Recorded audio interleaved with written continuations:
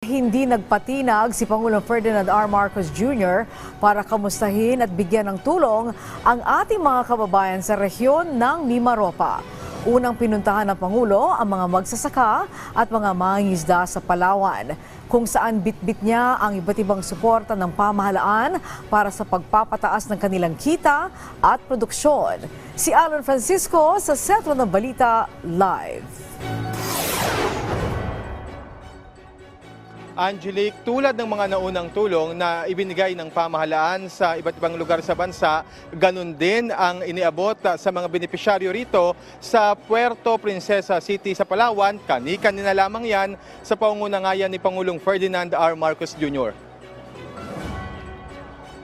Angelique, ito nga yung presidential assistance to farmers, fisherfolk, and their families para sa higit 6,000 benepisyaryo rito. Sama-sama ulit ang iba't ibang ahensya ng pamahalaan sa pangunguna ng Office of the President, DSWD, Department of Agriculture, DOLE, TESDA at marami pang iba. Hindi lang yan sa mga residente ng Palawan, kundi maging sa mga taga Marinduque.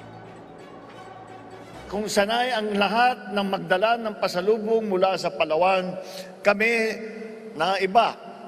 ang magdadala ng pasalubong sa inyo rito sa lahat ng Palawan.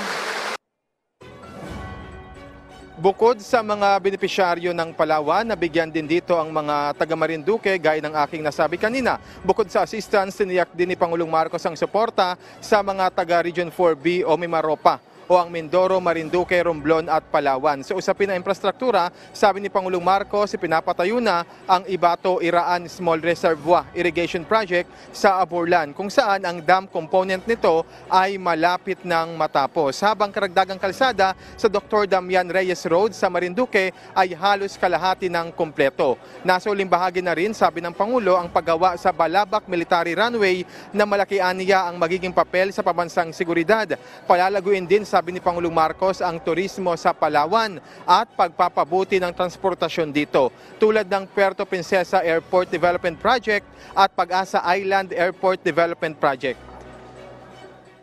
Upang matugunan ito, ang Maharlika Investment Corporation, ang National Electrification Administration at ang Palawan Electrical Cooperative ay nagsasagawa ng pag-aaral upang mapabuti ang supply ng kuryente sa inyong lalawigan. Tayo po ay umaasa sa mga positibong bunga ng mga kasunduang ito.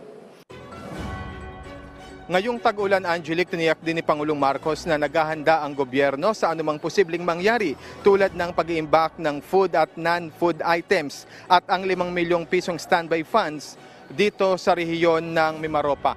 Angelique, sabi ni Pangulong Marcos, yung mga infrastructure developments na yan dito sa rehiyon ay eventually ay makakatulong sa pagpapaigting ng ekonomiya dito sa Mimaropa. Angelique, kanina nakisama naman yung panahon dito sa Palawan sa pagdating nga ni Pangulong Marcos. Live mula rito sa Puerto Princesa City sa Palawan. Angelique. Maraming salamat sa iyo, Alan Francisco.